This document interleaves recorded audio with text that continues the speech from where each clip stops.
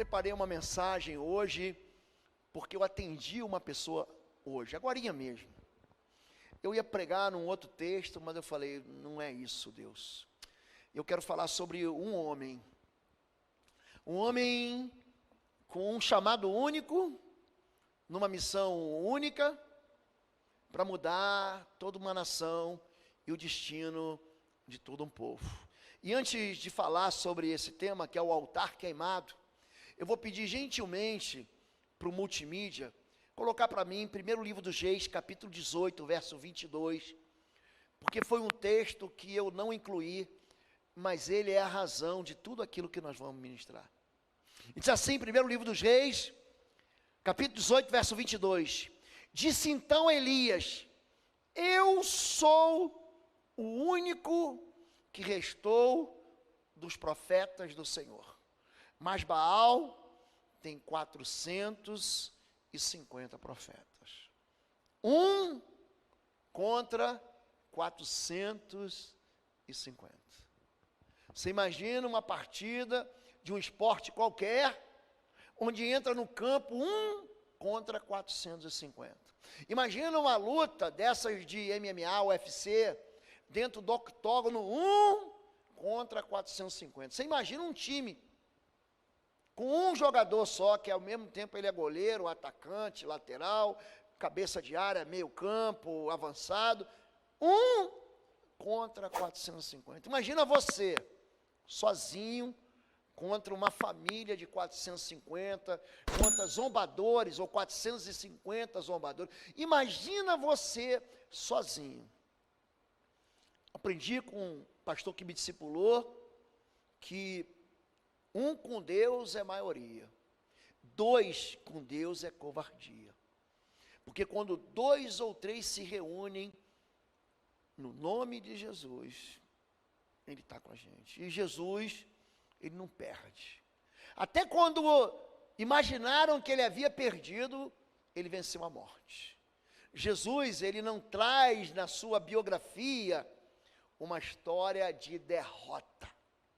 Hoje eu atendi um rapaz, um querido, um homem de Deus que congrega com a gente. Ele veio se apresentar e expor. Nós estamos falando muito sobre serviço, sobre o dom que Deus deu para a gente. Ele falou assim, pastor, eu estou saindo da minha igreja e eu vim com a porção, com a unção dobrada que o meu pastor colocou na minha cabeça. Eu falei, meu filho, falei com todo carinho, falei, ó, joga isso fora, isso é mentira. A Bíblia não diz isso. A Bíblia diz que você recebe a porção dobrada quando teu pai morre. É quando o pai na fé morre, é que a unção vem sobre. É quando a gente sobe, é quando Elias sobe para o céu, que a unção dobrada vem sobre Eliseu. Jesus, ele fala em João, capítulo 14, olha, eu não vou deixar vocês só. Eu preciso ir para o Pai, porque se eu não for, o Espírito não vai vir. Se eu não subir, o Consolador não vai vir. Então a unção você recebe naturalmente por estar debaixo de um ministério, por estar debaixo de uma proteção espiritual. Existem igrejas hoje que estão debaixo dessa visão ministerial, dessa autoridade espiritual que Bom Retiro tem, pastores que são meus amigos, que são aconselhados, que são muitas vezes pastoreados à distância, que estão debaixo da cobertura espiritual, mas a unção dobrada, diga dobrada, você só recebe quando teu pai morre. Você recebe quando teu pai na fé morre. Você recebe quando aquele que te discipulou morre, aí você recebe o dobro da unção. Entenderam isso agora? E eu quero falar sobre isso, sobre unção, sobre trono, sobre altar e sobre santidade. Porque tudo isso vai falar a respeito daquilo que Deus pode fazer na vida de um homem.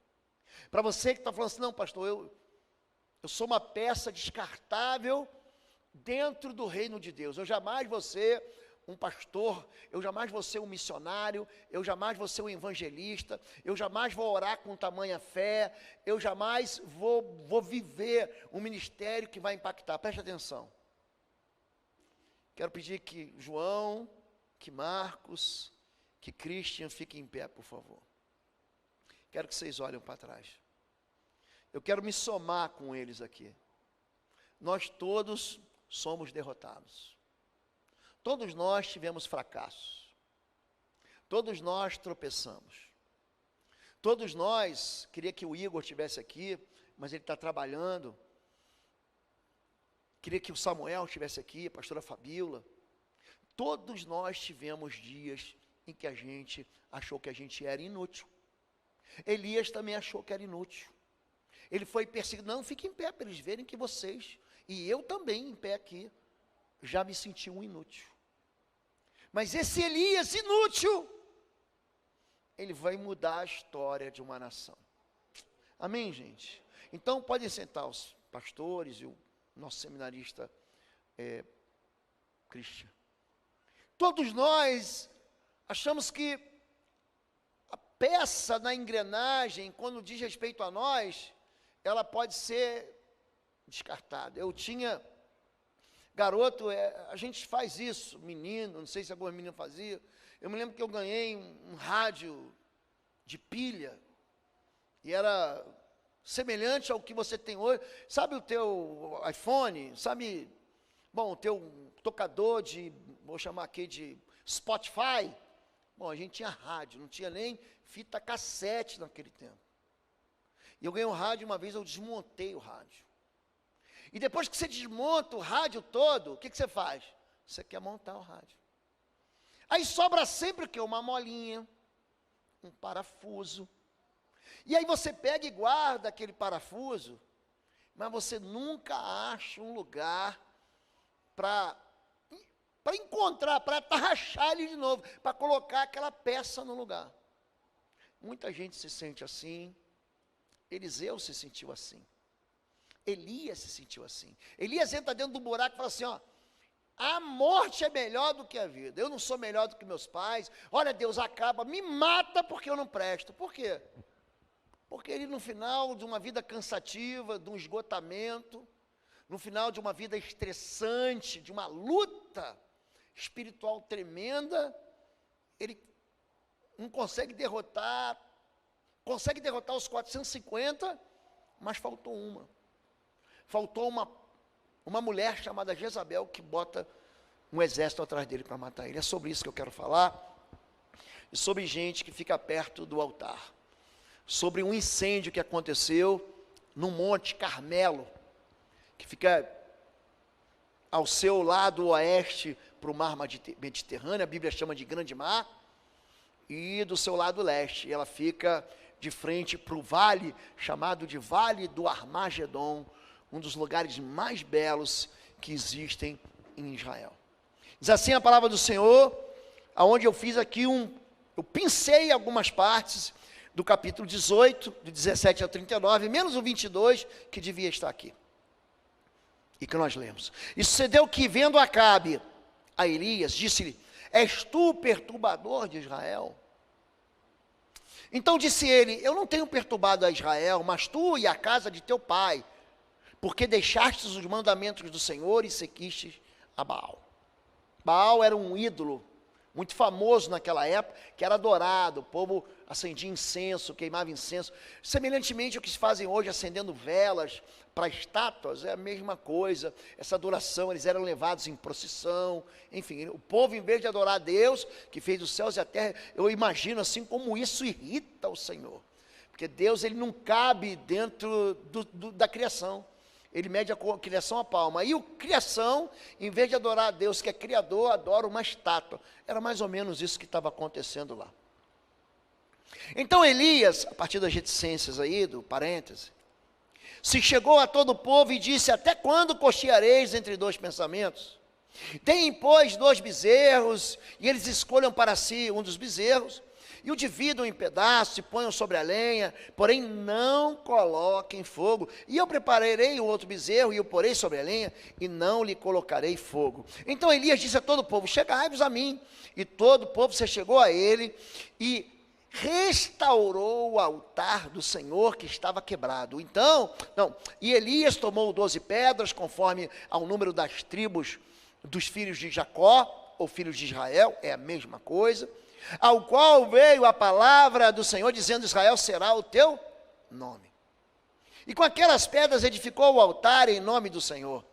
Depois fez um rego em redor do altar, segundo a largura de 2 medidas de semente. Então armou a lenha e dividiu o bezerro em pedaços, e o pôs sobre a lenha, e disse: enchei de água 4 cântaros, e derramai sobre o holocausto e sobre a lenha. E disse: fazei a segunda vez. E fizeram a segunda vez. Pegaram mais 4 cântaros de água e jogaram sobre o altar, e sobre o sacrifício que estava ali sobre o altar. E disse ainda: fazei a terceira vez. E o fizeram a terceira vez, de maneira que a água corria ao redor do altar, e até o rego ele encheu de água. Sucedeu que, no momento de ser oferecido o sacrifício da tarde, ou seja, às 3 horas da tarde, o profeta Elias se aproximou e disse: ó Senhor Deus de Abraão, de Isaque e de Israel, manifeste-se hoje que tu és Deus em Israel, e que sou teu servo, e que conforme a tua palavra fiz todas essas coisas. Responda-me, Senhor, responda-me, para que este povo conheça que tu és o Senhor Deus, e que tu fizeste voltar o seu coração. Então caiu fogo do Senhor e consumiu o holocausto, e a lenha, e as pedras, e o pó, e ainda lambeu a água que estava no rego. E vendo todo o povo caíram sobre os seus rostos e disseram: só o Senhor é Deus, só o Senhor é Deus. Amém, gente? Pai querido, tua palavra é abundante em sabedoria, ela é fonte de toda a nossa esperança, ela é exortação para os corações desanimados, ela vem trazer clareza à escuridão dos nossos olhos. O teu Espírito já foi convidado e tomou um lugar num trono que os louvores dos teus filhos prepararam para o Senhor. Agora fala com o teu povo mais uma vez. Não deixa ninguém sair daqui, Pai, com dúvida no seu coração. Eu oro assim, porque o Senhor sempre me ouve, em nome de Jesus. Amém. Amém, gente? O que está acontecendo aqui? Israel vem sofrendo uma seca que dura 3 anos e meio. Nós experimentamos em Curitiba uma estiagem aqui no Paraná, alguns setores do Paraná, principalmente ali naquele lado ali voltado para a região de Foz do Iguaçu, fronteira, tríplice fronteira com a Argentina, com o Paraguai, uma seca terrível, terrível. Nós vivemos nos nossos bairros aqui, aquela liberação intermitente de águas, eles chamam de rodízio dos bairros. Então, você fica um dia com água, 48 horas com água, 24 horas sem água, aí depois mudou, era 24 horas com água, 48 horas sem água e por aí vai. Até que os reservatórios encheram de novo e nós estamos com 86% da capacidade da nossa cidade. Eu falei com o chefe do gabinete da Sanepar esses dias, ele estava contando para mim como que as chuvas abundantes fizeram com que os reservatórios enchessem. Mas nós chegamos num estado, esse último governo experimentou, de crise hídrica. Não tem água. Até nos lugares onde antigamente eram encharcados, na Amazônia, no Pantanal, viveu seca. O que acontece quando existe seca? Não tem plantação, não tem colheita, o gado não come, o gado morre. Você, sem água, você não vive, não sobrevive. E é o que está acontecendo em Israel. Deus aqui está colocando a nação de Israel de joelhos por uma razão. Não fique imaginando que quando o mal ele vem contra você, tem muita gente que fala assim: não, foi o diabo. Não foi não, querido. Se você é filho de Deus, quem trata com você é Deus, não é o diabo. A Bíblia diz que o diabo não pode nem te tocar. É isso que diz 1 João capítulo 5, verso 13. Não pode te tocar. Ele vai até fugir de você, se você se submeter a Deus, você vai resistir a Ele, Ele vai fugir de vós. Então a primeira coisa que você deve entender, que Deus tem as suas formas de nos tratar, de nos ensinar, de nos amadurecer, de fazer com que a gente alcance sabedoria.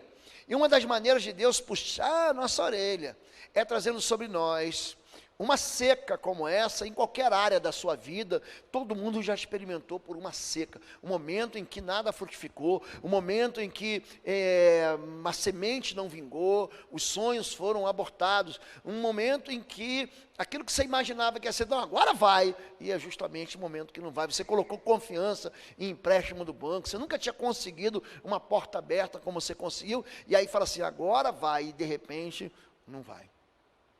Gente que foi abandonada no altar, gente que nunca chegou nem no altar, gente doente, gente sem esperança de ser curado, gente em subemprego, gente desempregado, gente sem condições de ser promovido. Isso chama-se seca. Isso chama-se um período de seca. Mas aqui a seca tem uma razão.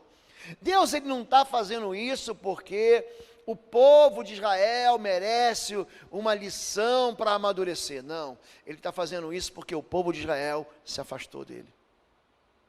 Então, em Jeremias capítulo 2, uma das passagens mais impressionantes da Bíblia, Deus fala o seguinte: o meu povo, ele cometeu contra mim 2 crimes. Ele não diz que foram 2 pecados, 2 iniquidades, 2 transgressões.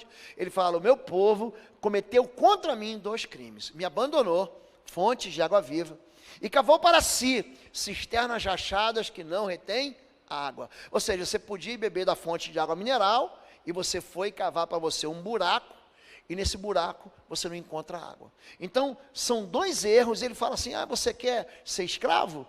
Por acaso Israel, a nação de Israel, nasceu como escravo? Então agora você vai se tornar escravo, para você entender como é mal abandonar o Senhor. Então Deus ele tem o melhor para mim, a lei de Deus, o mandamento de Deus, aprenda isso, não salva ninguém, gente. Ninguém vai para o céu porque cumpre mandamento. Não é nada disso. Em Romanos 3,20, a Bíblia diz, é muito clara, ninguém será salvo pelo cumprimento da lei. Não existe isso. A lei não te salva, quem te salva é Jesus. Ele é o Salvador, mas a lei, ela evita que você caia nos despenhadeiros, nos abismos, nos buracos, nas jaulas, nas armadilhas. Por que a lei vem? Para te nortear, para te dirigir, para colocar para você assim, uma seta, vai para lá. É uma bússola ferida na vida da gente. Isso que é a lei. Mas a lei não salva. A lei, não adianta você querer guardar sábado, não vai te salvar. Você adianta você descansar um dia, tira um dia para você descansar. Porque senão essa máquina, esse corpo, ele entra num processo que ele não consegue mais sair. A gente precisa descansar, a gente precisa rir. A gente precisa, ontem eu saí com os pastores, a gente deu um monte de risada, porque a gente está o dia inteiro nos gabinetes só atendendo o quê? Gente faminta de respostas e gente cheia de dores. Então até Jesus falou assim, retirando os discípulos, isso tudo fica na minha cabeça, retirando os discípulos, daí que vem a expressão retiro, vamos para o retiro de carnaval, vamos para o retiro da Semana Santa, de feriado. Por que Jesus fazia retiro com os discípulos? Para fazer eles descansarem. Então o sábado não salva, mas você deve descansar. Não porque é uma lei que vai te levar para o céu, eu guardei o sábado, mas porque é uma lei que vai beneficiar o quê? O teu corpo, vai beneficiar a tua vida, vai beneficiar você. Entenderam isso agora? Mandamento estava sendo abandonado pelo povo de Israel. E o povo de Israel está recebendo o quê? Essa correção do Senhor. Mas por quê? O povo de Israel, em vez de adorar a Deus, que fez os céus e a terra, passou a correr atrás de um ídolo chamado Baal. O que Baal? Você sabe que o mundo idólatra, ele é cheio de compartimentos. Aqui tem o ídolo das causas impossíveis. Aqui tem a entidade que você perdeu alguma coisa, pede para São Pulinho, pede para o ídolo das causas do casamenteiro. O sujeito acredita nisso. Aí ele não sabe porque que ele fica solteiro a vida inteira, porque o casamento dele é uma miséria. Ele não sabe, porque ele coloca a esperança dele aonde? Em quem não pode dar esperança. Ele vai buscar uma resposta em quem jamais vai responder para ele. Porque os ídolos nada são do que obras nas mãos de alguém, de alguém do ourives, né? Daquele que trabalha com barro, com metal, com ouro. E é isso que está acontecendo em Israel. Perturbação por quê? Normal, ontem eu fiz uma live, aí no final meu filho que gerencia a live. Eu saí aqui da Clínica da Alma, foi uma bênção com a doutora Anne, o Mafra estava aqui também, o time da intercessão, alguns irmãos do antigo CR estavam aqui, tinha muita gente aqui. Eu saí correndo e fui fazer uma live. Eu faço live toda terça-feira às 9 da noite. Tinha no final, quantas pessoas entraram? 4.000 pessoas entraram na live, 4.000. E as pessoas perguntam, por que, pastor? Por que essa perturbação na minha vida? Por que esse mal na minha vida?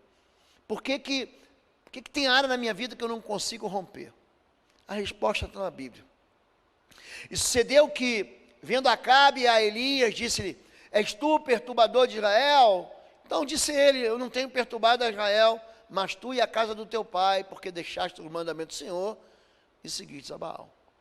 A razão do nosso sofrimento está em nós mesmos. A razão, a gente quer atribuir o sofrimento para pai, não, foi minha mãe, foi a gente com 30, 40 anos, dizendo, não, porque minha mãe me tratou assim, meu pai me tratou assado. Quer dizer, ele já devia ter rompido com isso há muito tempo. Quando você faz uma aliança com Jesus, Deus passa a ser o seu pai. Você não entendeu? Você é uma nova criatura. Você foi gerado em santidade e em justiça, mas você fica ligado ainda a algo que aconteceu você no passado e você não consegue receber a identidade de filho que você tem hoje, mas filho de Deus. Há uma ministração que eu faço em que eu tenho que fazer as pessoas repetirem o que elas são. Repete comigo. Eu sou filho de Deus, nascido de novo, cheio do Espírito Santo. Eu sou sal do mundo, eu sou luz do mundo, sou sal da terra. Eu sou cidade edificada, eu sou mais do que vencedor. Porque isso tudo está na palavra de Deus, não é invenção do pastor, da convenção batista, da igreja batista, dos evangélicos e dos crentes. Isso é verdade das escrituras e ela não pode ser mudada. Mas na cabeça de quem não rompeu com os machucados e as feridas da sua infância, da sua adolescência, da sua juventude, ele vai continuar preso aonde? Num sistema que cativa ele e mantém ele escravizado numa identidade que não existe. Qual é o problema? Qual é a razão do sofrimento? A razão é você mesmo. Pastor, por que minha vida financeira não funciona? Sou eu mesmo. Eu ministrei ano passado 10 razões aqui, 10 razões, porque nós não saímos da dívida. Eu estou sendo assim bem franco com vocês. Algumas pessoas, elas querem só, sabe o quê? Pastor, me unge, ora por mim, eu vou ungir, vou orar por você, vou abençoar, mas não quer mudar de vida. De cada 10 pessoas que falam assim, pastor, eu quero sair das dívidas, aí eu dou para ele 10 passos para sair das dívidas. Sabe quantas pessoas dão os 10 passos? De cada 10? 1, 2. Tem gente que fala assim, não pastor, eu prefiro ficar com a dívida. Eu prefiro continuar assim. Eu prefiro...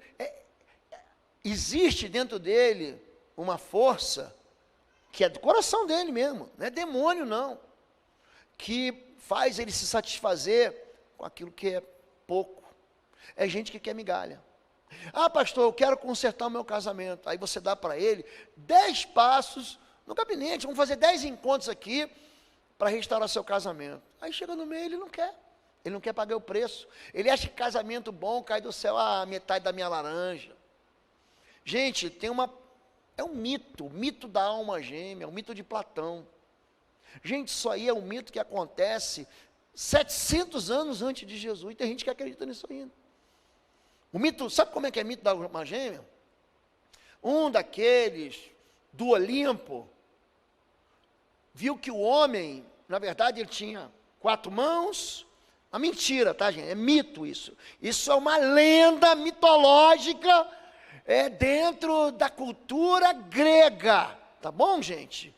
Depois foi para a cultura romana e tem gente que acredita ainda nesse tempo de cristianismo. Então o homem tinha 4 mãos, 4 pés, 2 cabeças, e ele era ligado a si mesmo por um umbigo. Aí foi um camarada lá, pegou uma espada, bum!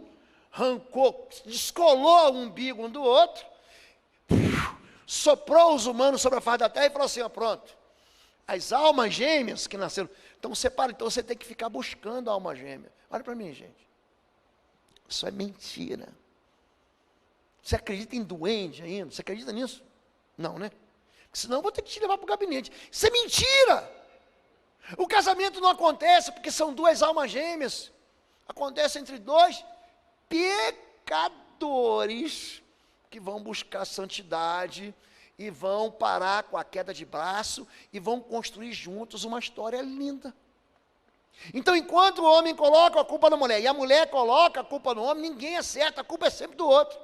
Aí eu dou para ele 10 passos para que ele construa o casamento dele com ela, servindo um ao outro.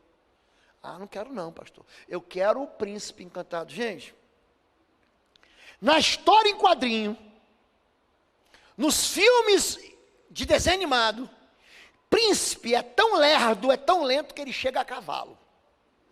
Já repararam isso? Hoje, é isso que você quer, um príncipe? Então espera sentada, minha irmã. Branca de Neve morreu esperando. Bela Adormecida dormiu e falou assim, ó, me acorda quando ele chegar. Então tem gente acreditando em lenda. Existe uma razão para o meu sofrimento? É o que Elias está falando. Existe. A razão é você mesmo.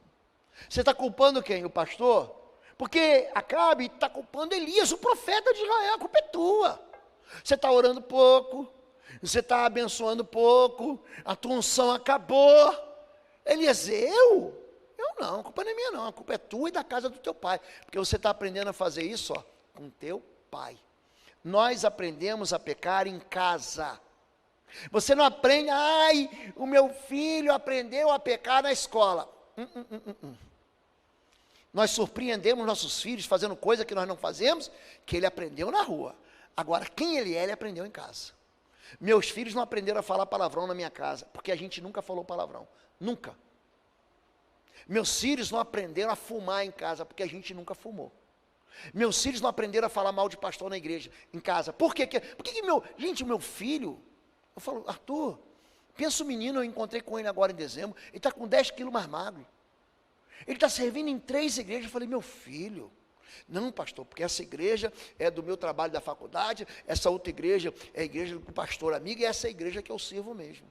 Eu falei, meu filho, você serve a IBBR, você está aqui para terminar o teu seminário. Então são pessoas que não se apartam do altar, que têm prazer de estar no altar. Por quê? Porque seus pais têm prazer no altar. Hoje eu estava lembrando da minha filha, ela pequenininha, bebezinho, Fabíola sentada, não tinha kids, esse kids maravilhoso. Aliás, deixa eu agradecer aqui, gente. Nós quase chegamos lá na meta para o maternal. O maternal já começou, a gente deve terminar a obra. A gente termina essa semana ou semana que vem? Semana que vem. O maternal e o jump. Gente, que igreja bendita do Senhor. O jump não vai precisar mais sair para cá, pegar a rua e ir pela calçada. Vai ficar aqui, do lado da gente. Do lado da gente, portas fechadas, com segurança. Existe a segurança, não é isso? Mas vai estar mais seguro ainda, amém, gente? Então eu lembro de Fabíola, eu falei, Natália, tua mãe pegava você pequenininha, bebezinho. Hoje eu conheci uma bebezinha linda chamada Helena, estava por aqui. E ela pegava assim e levava Tupperware, com papinha, ela sentava no último banco, e eu era auxiliar do pastor, sentava no primeiro, e lá eu ficava olhando, e ela... Pastor pregando, dando o pão da vida, e Fabíola dando a papinha para a Natália e para o Arthur. O que acontece com isso? Os filhos, eles têm prazer em estar aqui. Eles têm prazer em viver aqui. Quando você não leva problemas para dentro de casa e diz para ele, vale a pena servir ao Senhor. Oi, gente, um rápido intervalo.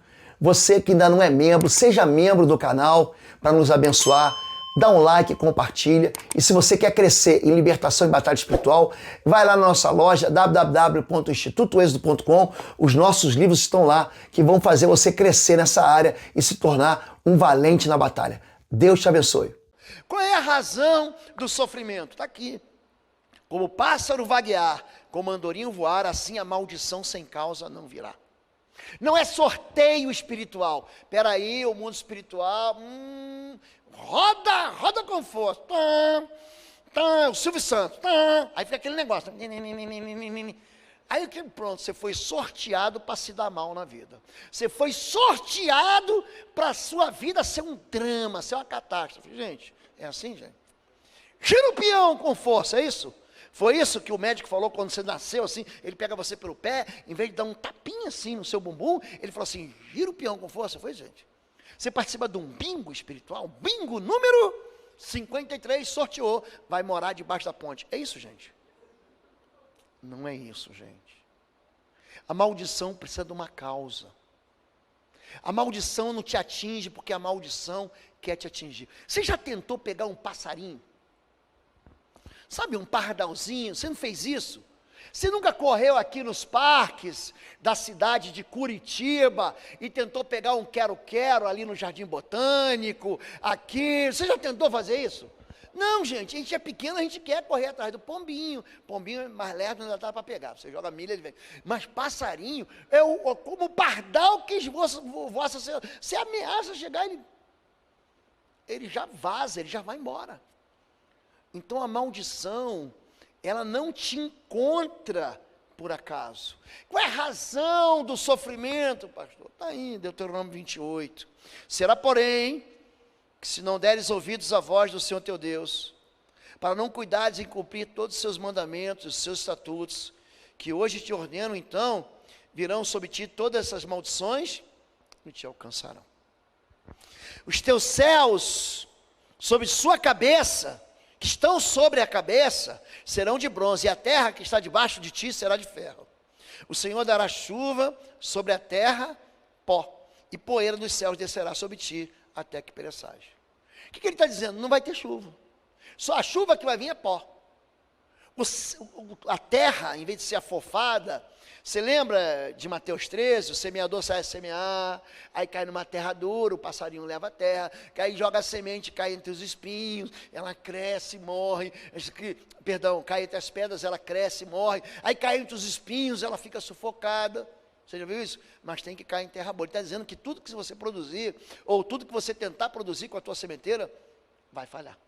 Porque o teu céu lá em cima é ferro, o chão é bronze. A tua oração fica sem resposta. Vocês estão entendendo isso? Mas por que isso acontece? Porque nós quebramos os princípios.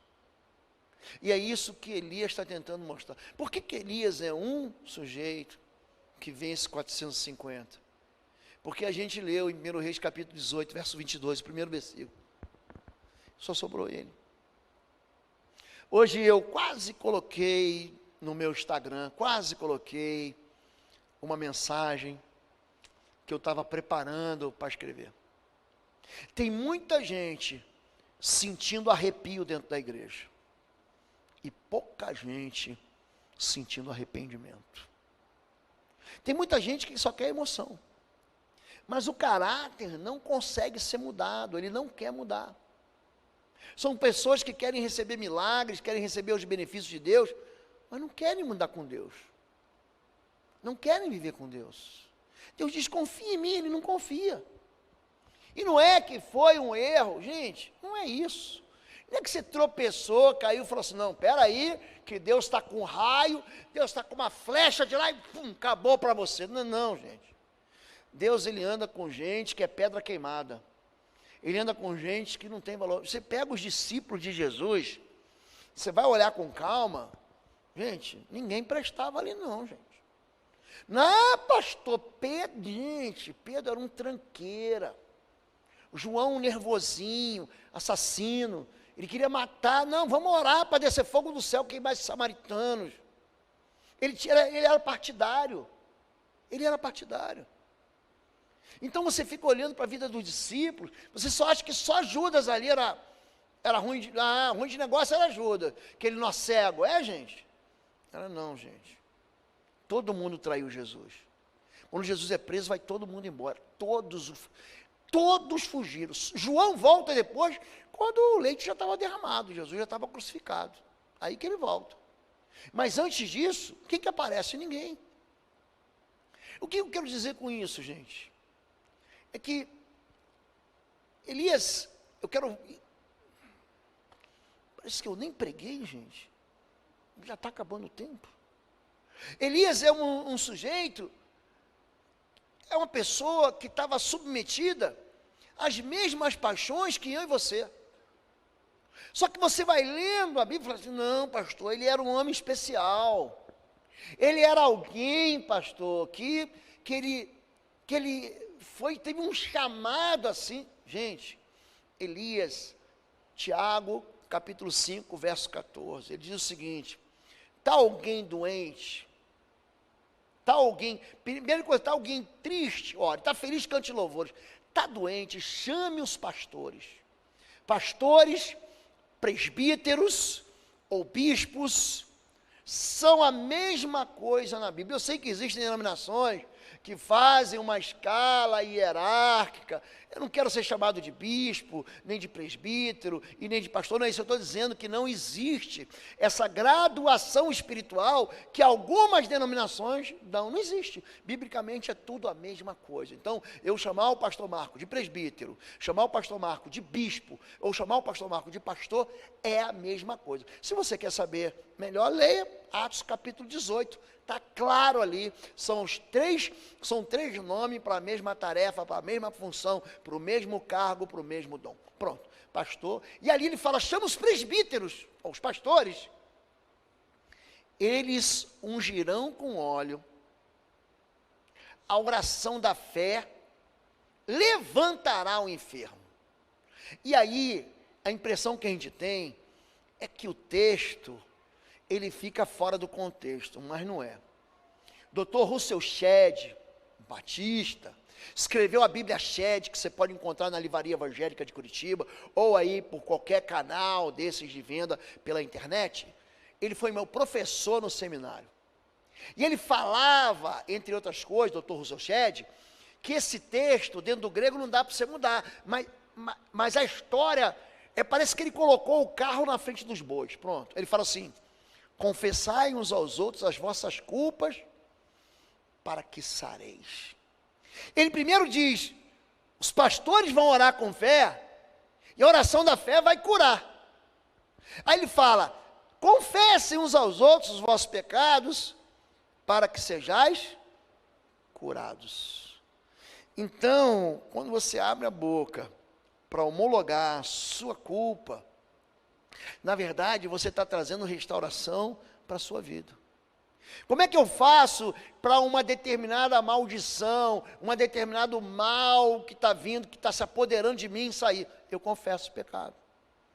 A confissão de pecado, ela destrói as estruturas de qualquer fortaleza espiritual. O inimigo, ele quer colocar na tua boca, sabe o quê?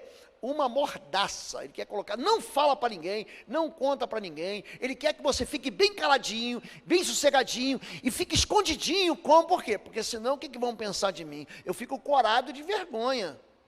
Mas na verdade, a confissão, ela é libertadora. E quando o povo de Israel viu que os profetas de Baal, porque havia 450 profetas de Baal e 300 profetisas de Azerá, que era um outro demônio adorado naquele tempo, eles ficam lá o dia inteiro orando, buscando resposta, e a resposta não vem do céu, porque o único que está no céu é o nosso Senhor. Tem gente dizendo, não pastor, porque fulano foi para o céu. Presta atenção nisso. João capítulo 3, verso 13. Ninguém subiu ao céu, senão aquele que desceu do céu, o Filho do homem que está no céu, Jesus Cristo. Pastor, para onde é que foi Elias? Ele foi para um lugar que eu não sei onde é que é intermediário, mas só quem subiu no céu e se assentou à destra de Deus Pai Todo-Poderoso foi Jesus. Esse Jesus Cristo, ele tem resposta para nós que a gente não quer receber. Jesus, ele tem uma orientação de conserto que a gente não quer. A gente quer o quê? Mágica. Então uma pessoa, ela quer um milagre vivendo dentro de uma mentira.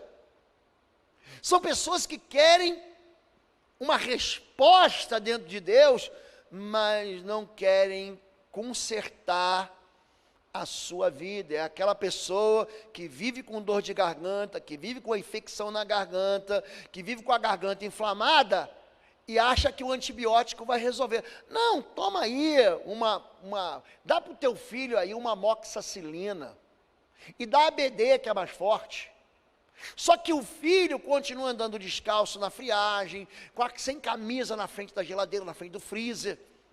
Então, você está querendo uma cura que não vai vir nunca. E eu não estou falando de gente que não tem nenhuma possibilidade de cura física, porque milagre acontece para quem quer milagre. Mas o que acontece é que tem muita gente que quer milagre, mas não quer mudar de vida. Tem muita gente que quer dom e não quer mudar de vida. Elias era um homem sujeito às mesmas paixões. Sabe o que ele está dizendo? Os mesmos sentimentos. Elias era zombador.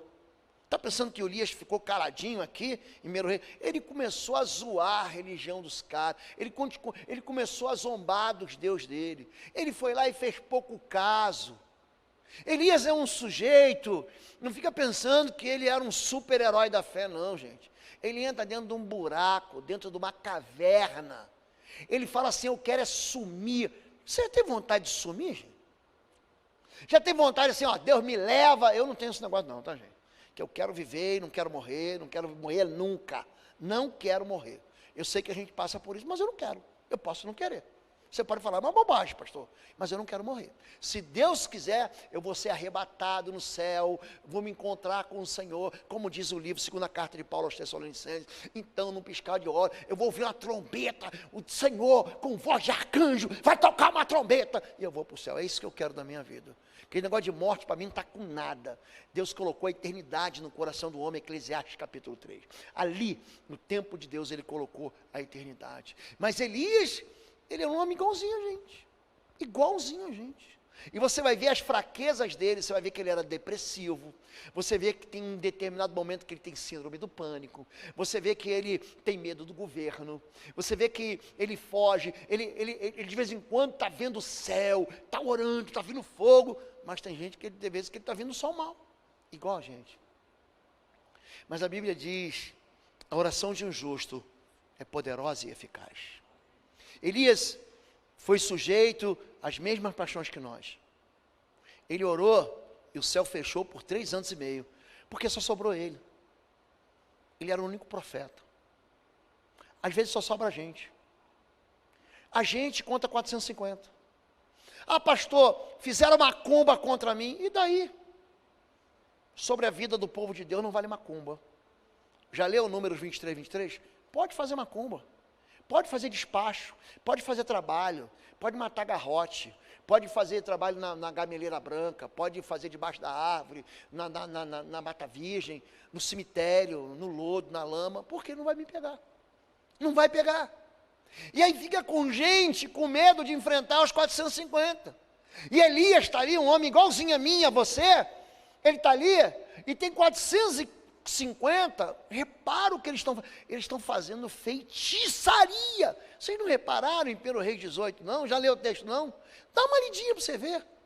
Quando eu falei sobre profetas, sobre pastores, bispos e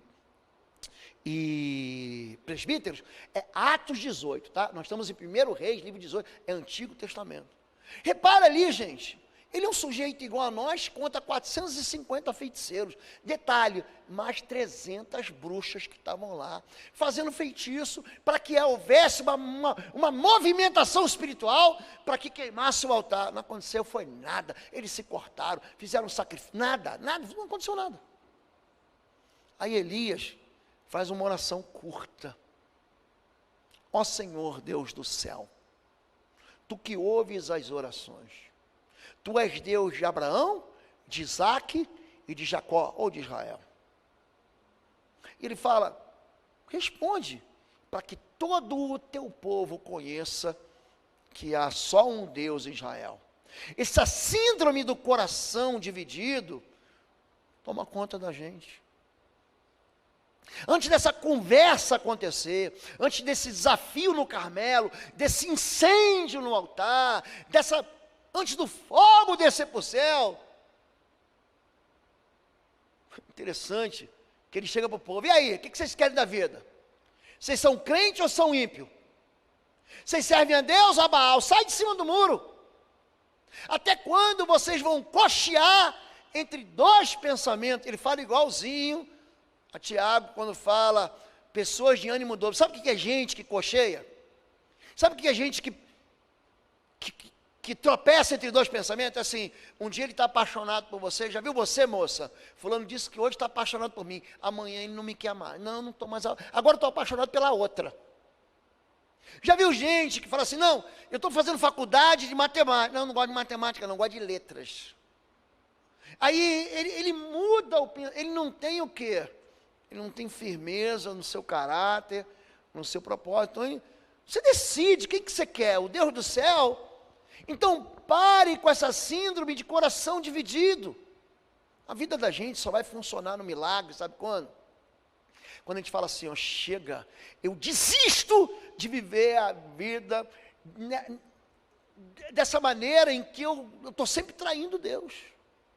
Eu estou sempre dizendo para Deus que eu amo Ele, mas eu estou fazendo diferente de Deus. É por isso que a vida fica uma secura. Vocês estão entendendo isso, gente? Eu prego assim, com tanta emoção e com tanta paixão, mas eu não prego para te dar bronca, não. Eu prego para te desafiar. Quando a Bíblia diz que nós somos bispos de um rebanho e a gente vai prestar contas, eu vou prestar conta de vocês diante do meu Deus. Você acha que eu brinco de evangelho? Você acha que a gente brinca de ser crente aqui? Você acha que eu estou preocupado com o quê? Estou preocupado com o teu lugar no céu. Agora, a gente pega o exemplo de Elias para a gente. Não tenha medo de enfrentar a injustiça. Não tenha medo de enfrentar o mal. Não tenha medo de se posicionar como filho de Deus. Não tenha medo de dizer não, quando todo mundo está indo por um lugar que você fala assim, não, mas todo mundo faz. Não, mas eu não faço. Ah, então eu não vou ser mais seu amigo. Ok, não quero ser seu amigo. Na verdade eu quero, mas eu não quero ser seu amigo para fazer o que você quer fazer. Elias, ele pega e faz com que aquilo fique mais difícil ainda. Ele pega 4 grandes jarros de água, porque 3 anos e meio de secura causa o quê? O que eu disse, seca. Às vezes você está passando na estrada, tem algo chamado fogo espontâneo. Você está lá, você desce daqui para a praia. Você vai para Caiobá, você vai para Matinhos, e ali tem uma espécie de uma graduação, um relógio de graduação, onde fala assim, aqui há mais chance de queimada, e fica assim, uma setinha, menos chance de queimada. Vocês já notaram isso? Quando está tudo seco, é fácil pegar fogo. Para a gente não ter problema, pega 4 grandes jarros d'água, joga aqui em cima e encharca. Não faz de novo. Não faz pela terceira vez. Veja bem, eles estavam com seca. Ele pega aquilo que é mais precioso daquele tempo, que é um animal, um bezerro, devia ser esquelético, e a água que a gente já não tem para beber, e joga em cima do altar para provar que só o Senhor é Deus. Gente, Deus não espera nem um minuto, é uma oração desse tamanho assim. Aí Deus vem com fogo do céu, queima o holocausto, que é o sacrifício, queima a lenha, queima as pedras, e lambe até a água, de maneira que seca tudo. Aí que o povo fala, só o Senhor é Deus. E a partir do momento que ele fala, só o Senhor é Deus, é interessante. No capítulo seguinte, aqueles profetas de Baal e Azerá são retirados. Aqueles enganadores são retirados. Então, ele chega para o rei, está satisfeito? Ele começa a orar, agora Deus, manda chuva. Aí no capítulo seguinte, ele está lá no Carmelo ainda, não saiu de lá não. E aí está uma pastora auxiliar dele que sobe, desce, um seminarista. Sobe lá para ver se está vendo alguma coisa, não estou vendo nada. Ele vai 1, 2, 3, 7 vezes, até que ele chega lá e fala assim, estou vendo uma nuvem, do tamanho assim, de um punho de um homem assim, cerrado, fechado. Ele fala, pronto, é isso. Ô rei Acabe, pode correr, se manda agora. Prepara o teu jumento, prepara a tua carroça, prepara a tua carruagem real e sai daqui, porque eu já estou ouvindo o som de abundante chuva sobre a face da terra. Por que Deus faz milagre? Porque o povo se converte ao Senhor. Por que o milagre acontece na minha vida? Porque eu me converto ao Senhor. Por que o milagre acontece na tua vida, querido? Porque você se converte ao Senhor. Para de cochear entre 2 pensamentos. Para de ser crente na igreja. Eu estou indo lá para buscar a bênção.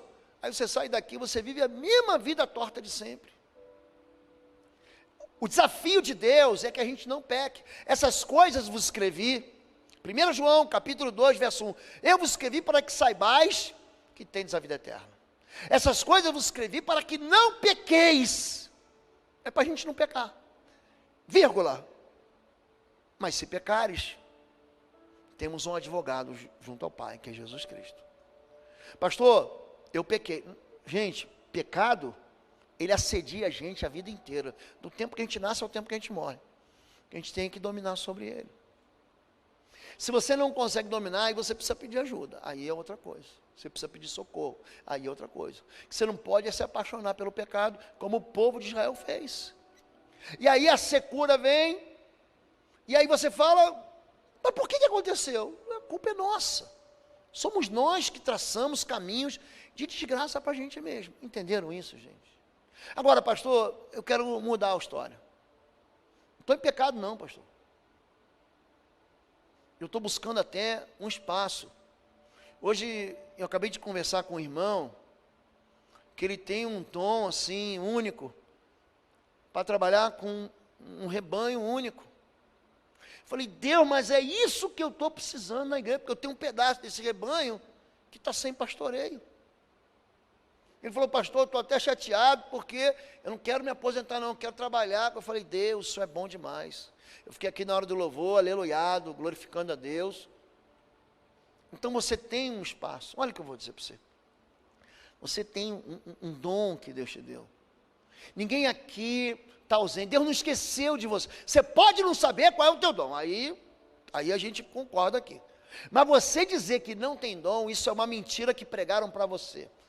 Isso é algo que você diz para você. Isso foi uma peça que colou em você e você acreditou nela, mas não é verdade. O dom você tem. Agora, se você vai enfrentar 450 profetas de Baal, se você vai orar para descer esse fogo do céu, se você vai enfrentar a mentira, se você, enfim, aí cada um de nós descobre naquilo que a gente frutifica. Eu estou orando a Deus, para que Deus levante Elias aqui.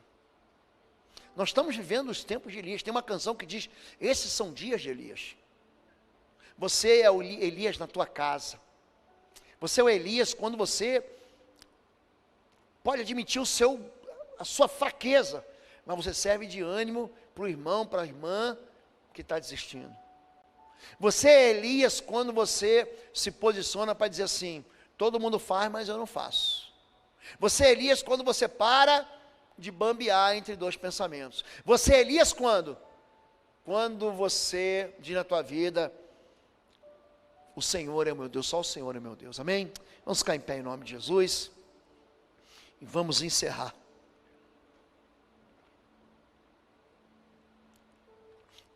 Se você tem no seu coração, pastor, eu tenho um dom que está reprimido, eu tenho uma vocação que ela está reprimida, eu tenho até uma palavra profética a respeito do meu futuro sacerdotal, do meu futuro pastoral, do meu futuro missionário, do meu futuro ministerial. Eu tenho uma palavra, mas a impressão que eu tenho é que isso não gira, é uma chave que não gira, é um cofre trancado, Senhor.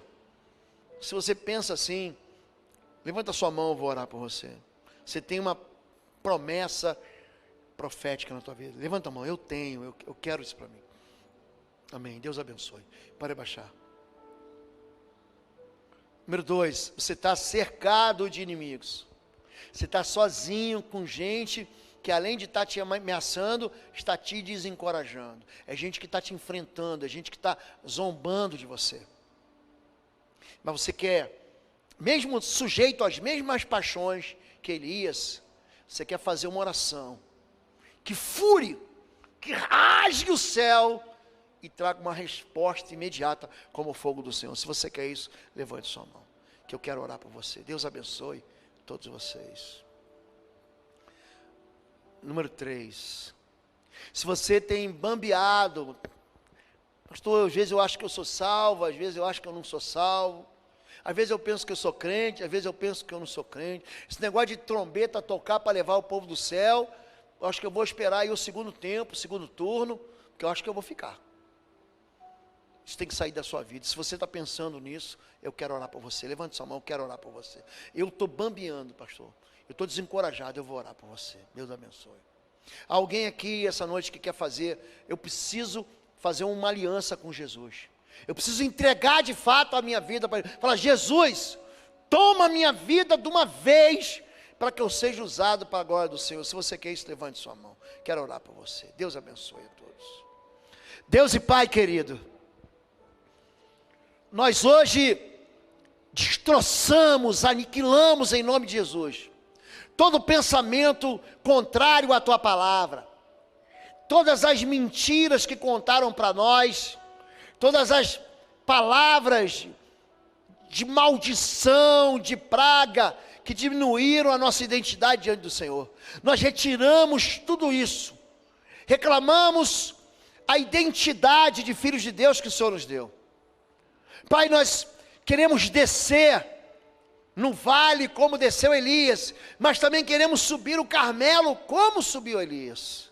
Na mesma momento, o Senhor é o mesmo Deus, quando a gente está pequenininho e quando a gente acha que é grande, Senhor Deus. O Senhor é o meu mesmo Deus. Pai, nós queremos confessar corações que são muitas vezes, Pai, seduzidos para um lado e para o outro. Queremos confessar ao Senhor que muitas vezes, Pai, nós temos pensamentos que destoam do Senhor. Às vezes nós vemos o céu e às vezes nós vemos a terra e queremos te pedir perdão por isso. Mas hoje queremos declarar juntos que só o Senhor é Deus. Queremos retirar do coração, Pai, todos os altares estranhos, a deuses falsos, Pai. Tiramos do nosso coração todas essas esperanças que colocamos nas coisas, no dinheiro, nos relacionamentos, naquilo que não é Deus. E colocamos a nossa esperança apenas no Senhor. Pai, nós rejeitamos todas as obras contrárias à Tua obra na nossa vida.